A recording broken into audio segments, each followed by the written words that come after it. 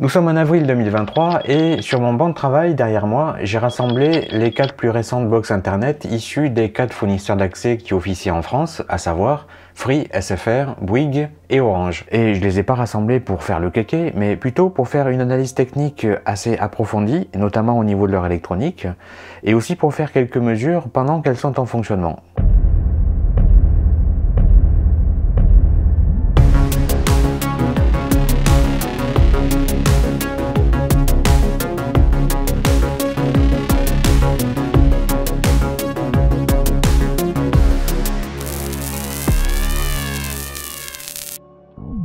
Et je vais vous présenter ça sous la forme d'un épisode d'environ 20 minutes par box.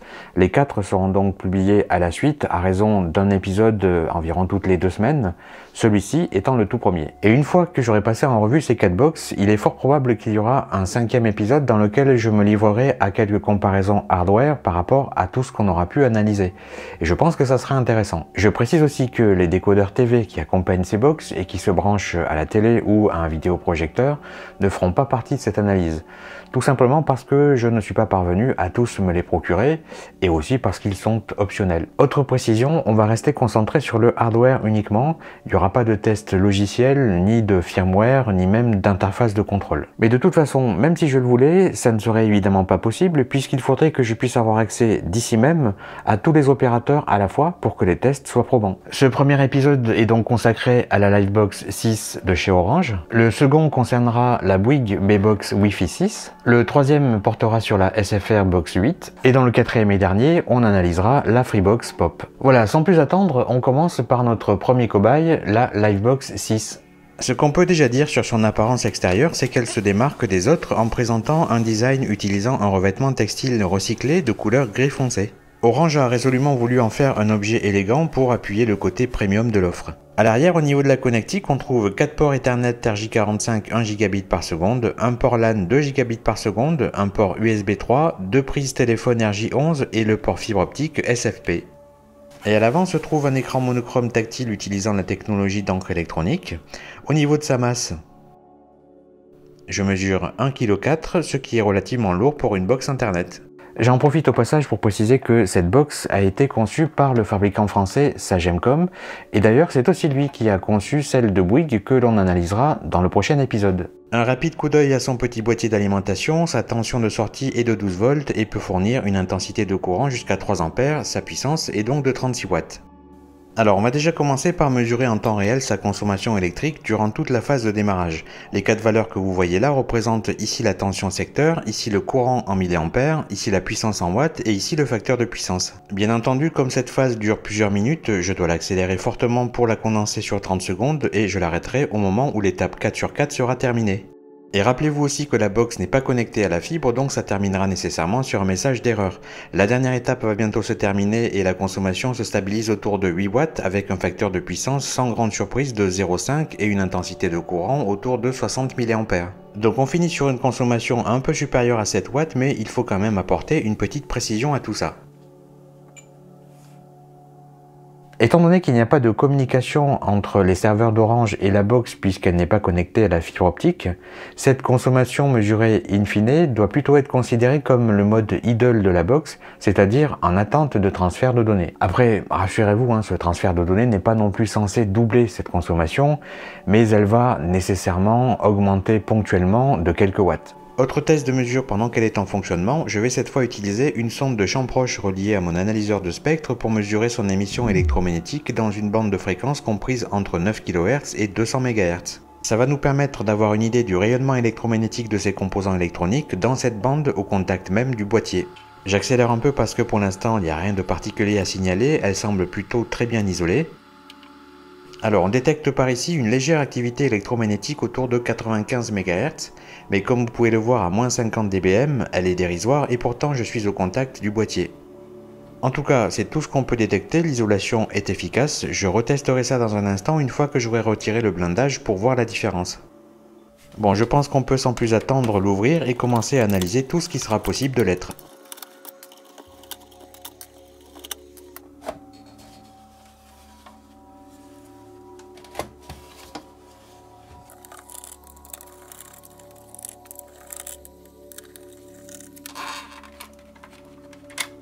Alors on peut déjà entrevoir qu'on est en présence de dissipateurs thermiques plutôt massifs.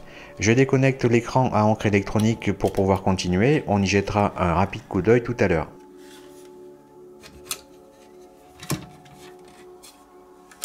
Voici donc comment se présente l'intégralité de l'électronique de cette Livebox, un bloc compact architecturé autour de 2 circuits imprimés et faisant usage de gros dissipateurs thermiques pour favoriser et optimiser au maximum l'évacuation de la chaleur. On constate qu'il y a un autre important dissipateur pris en sandwich entre les 2 circuits, et l'usage de coussins thermiques en silicone est évidemment de mise, d'ailleurs il y en a sur toute la surface, on appelle aussi cela des pads thermiques.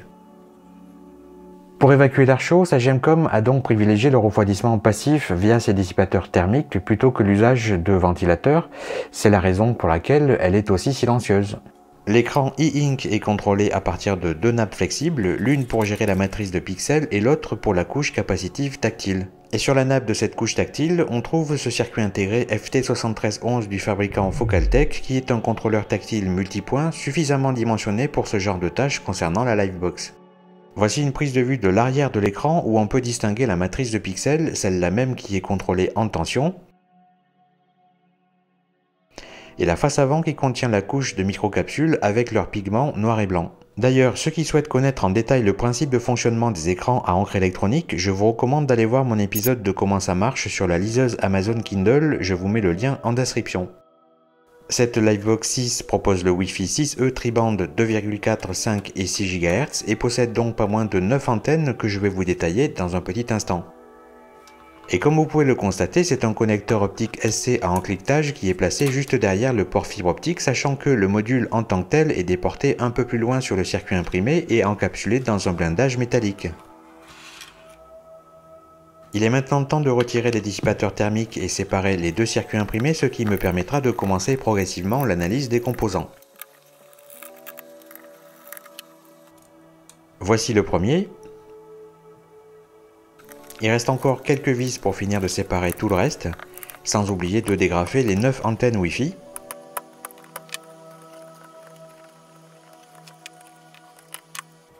Le second dissipateur couvre visiblement toute la surface du circuit imprimé. Et on peut voir que sur ces circuits, la grande majorité des composants sensibles sont protégés dans des boîtiers de blindage pour empêcher toute interférence des signaux électromagnétiques. La séparation avec le second volumineux dissipateur s'effectue alors facilement. Et la communication entre les 2 cartes passe par ce connecteur carte à carte. Je peux alors retirer le troisième dissipateur.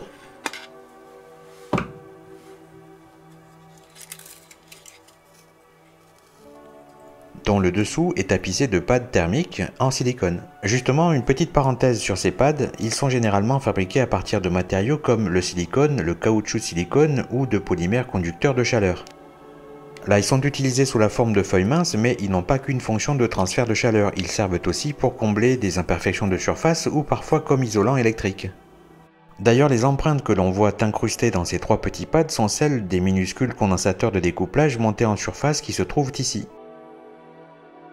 Je suis curieux de connaître le pourcentage que représentent ces dissipateurs thermiques dans la masse totale de ce système électronique, donc dans un premier temps, on va peser l'ensemble. On obtient 860 grammes, et maintenant on va peser seulement les 3 dissipateurs.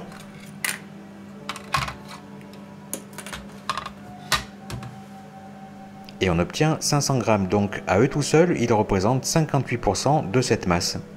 Pour poursuivre l'analyse des composants et déterminer à quoi ils correspondent, je dois maintenant les exposer et pour ce faire, ça passe d'abord par retirer le couvercle de tous les boîtiers de blindage qui le permettent.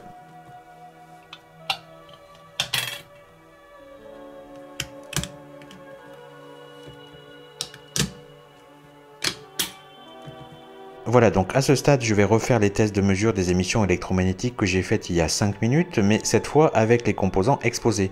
Et je rappelle que je me suis limité aux fréquences comprises entre 9 kHz et 200 MHz. Donc on retrouve bien entendu ce pic autour de 95 MHz, qui est un peu plus puissant que précédemment puisqu'on remonte à moins 40 dBm. Mais toujours rien d'affolant et il semblerait que la source provienne de l'intérieur de ces 2 boîtiers blindés qui sont très certainement des modules d'alimentation en courant continu. Vous voyez, plus je m'en éloigne et plus le signal reçu est faible.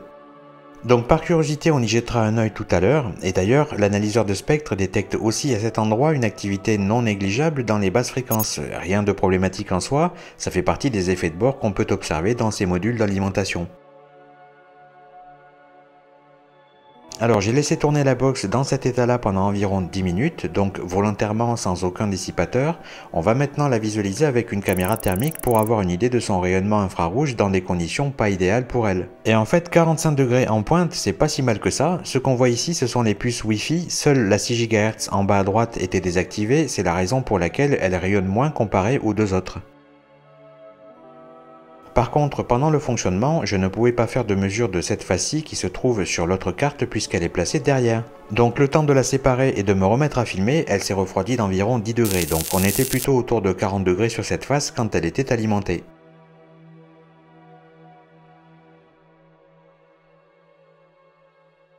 Parlons maintenant un peu des antennes. Comme il a été dit précédemment, cette Livebox dispose de 9 antennes pour le Wi-Fi 6E tri-band. Il y a ces 4-ci pour la bande de fréquence des 6 GHz, elles sont connectées à la platine radio sur ces 4 réceptacles UMRF rouge, jaune, gris et orange. Il y a ensuite ces 4 autres qui, elles, concernent la bande des 5 GHz et qui viennent se connecter ici au vert, marron, blanc et bleu. Et pour finir, la bande de fréquence des 2,4 GHz partage aussi les antennes au fil vert et marron avec la 5 GHz, et c'est la 9e antenne au fil noir qui n'est pas partagée pour cette bande. D'ailleurs, c'est grâce à ce minuscule composant qui s'appelle un diplexeur que ces bandes peuvent être partagées sur une même antenne. Si l'on prend par exemple le cas de figure de l'antenne marron, après le diplexeur, on voit qu'il y a une trace qui part vers le chipset 2,4 GHz et une autre ici qui part vers le chipset 5 GHz. Ça passe d'abord à travers ce module frontal et ensuite on arrive au niveau du socle Wi-Fi 5 GHz. On peut aussi constater que les 4 antennes microstrip pour le 6 GHz sont strictement identiques, alors que ça n'est pas le cas pour les autres bandes de fréquences. Alors puisqu'on est justement sur la platine radio de cette Livebox, je vous propose qu'on finisse d'analyser ses principaux composants. Il y a quand même une chose que je voulais signaler à ce propos, c'est que les principaux circuits intégrés qui constituent cette Livebox sont du fabricant Broadcom. Et ce fabricant a une politique assez particulière qui consiste à ne divulguer publiquement aucune information détaillée sur ses composants. Alors dans l'ensemble, Broadcom fait de très bons produits, il n'y a pas de problème à ce niveau-là, mais pour avoir accès à ces informations et au datasheet, il faut au préalable avoir signé un accord de non-divulgation. Et du coup, une fois qu'on a accès à ces documents, on ne peut plus rien révéler. C'est un peu ballot. Bref, donc la seule chose que je pourrais dire, c'est ce que Broadcom fournit lui-même officiellement comme information au public sur ses composants. Et franchement, c'est pas grand-chose. Donc le système on chip qui prend en charge le Wi-Fi 6 en 2,4 GHz est ce Broadcom BCM6710 qui est un chipset radio multiple input, multiple output 3x3 très solide et qui supporte d'ailleurs aussi le 5 GHz. C'est un composant qu'on retrouve assez fréquemment dans les routeurs et les répéteurs Wi-Fi, mais aussi dans les box internet. Cet autre système on-chip radio Wi-Fi 6 est en double dans cette Livebox. Il s'agit de l'excellent Broadcom BCM6715 en multiple input, multiple output 4x4.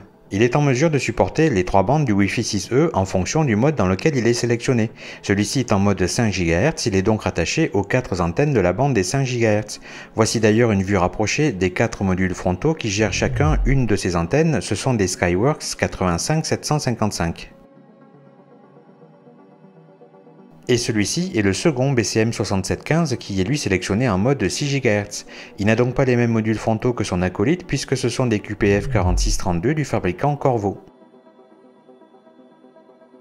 Mais mis à part ça, quand on observe bien, on s'aperçoit que les deux layouts Wi-Fi 5 GHz et 6 GHz sont identiques. Une petite remarque concernant le quartz ici qui sert à cadencer le processeur Wi-Fi radio de la bande des 6 GHz qui se trouve pile de l'autre côté, on peut constater qu'il n'est pas encapsulé dans un petit boîtier blindé alors qu'il y a bien le pad de soudure pour ça, tandis que le quartz des deux autres processeurs sont bien protégés dans un boîtier. Alors est-ce que c'est un oubli? J'ai envie de dire que non, mais du coup je suis curieux de savoir pourquoi il n'a pas été protégé comme les deux autres. D'ailleurs pour vérifier qu'il y a bien un quartz caché sous ce boîtier, je vais le dessouder à l'air chaud. Et sans surprise, c'est bien le cas. Maintenant, si on jette un œil à ce qu'il y a derrière les deux ports RJ11 sur lesquels on connecte un téléphone, on trouve ici deux suppresseurs de surtension transitoire CP152S de chez STMicroelectronics. Et c'est ce circuit intégré SI32283 qui va se charger de gérer seul et intégralement tout ce qui touche aux fonctionnalités de la téléphonie de la box. Sur ces connecteurs sont branchées les deux nappes flexibles de l'écran à encre électronique. Alors j'avais initialement un petit doute sur le fait que c'est bien le circuit intégré Texas Instruments qui se trouve juste de l'autre côté qui gère les signaux pour cet écran, donc j'ai fait un cliché Orient X pour obtenir une cartographie des couches internes de cette portion du circuit imprimé. Et en un clin d'œil, on peut en effet déterminer que c'est bien cette puce qui se trouve ici qui contrôle les signaux qui transitent par ces deux connecteurs, sachant qu'il est lui en communication directe avec le CPU de la Livebox. Et ce circuit intégré est un microcontrôleur à signal mixte architecturé RISC 16 bits de la famille MSP430 qui est une sorte de couteau suisse composé de plusieurs dispositifs et périphériques à partir desquels on peut entre autres gérer ce genre d'écran. On passe maintenant à ce qu'on peut appeler la carte mère qui est beaucoup moins peuplée que la carte radio qu'on vient d'analyser. Ce bloc-ci est celui du CPU. Ici se trouve le contrôleur LAN 2,5 Gigabit. On a là le contrôleur du signal fibre optique et derrière les entrées Ethernet RJ45, on a les classiques modules de transformateur base T.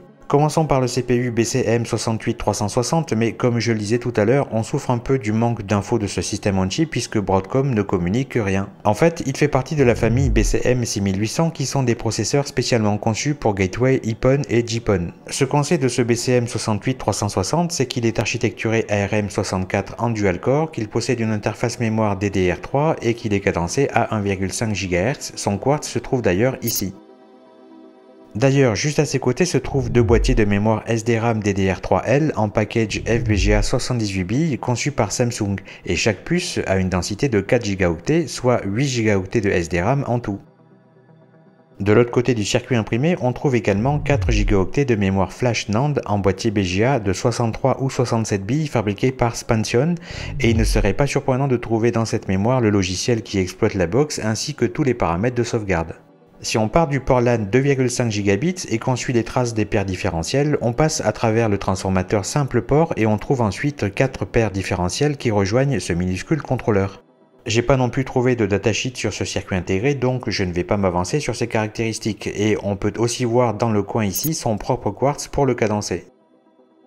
Alors, au niveau du module de gestion de la fibre optique, si je devais donner un titre au circuit intégré ici qui gère cette importante fonctionnalité, je dirais qu'il s'agit d'un contrôleur de laser en mode rafale à double boucle fermée, de faible puissance avec amplificateur et limiteur intégré.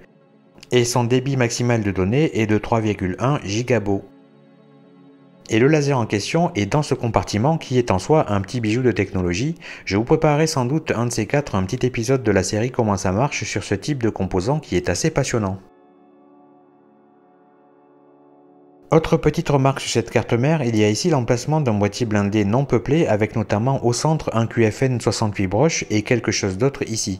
Et si on observe la bordure, on y trouve deux antennes radio microstrip, a priori Bluetooth, reliées à ces composants absents.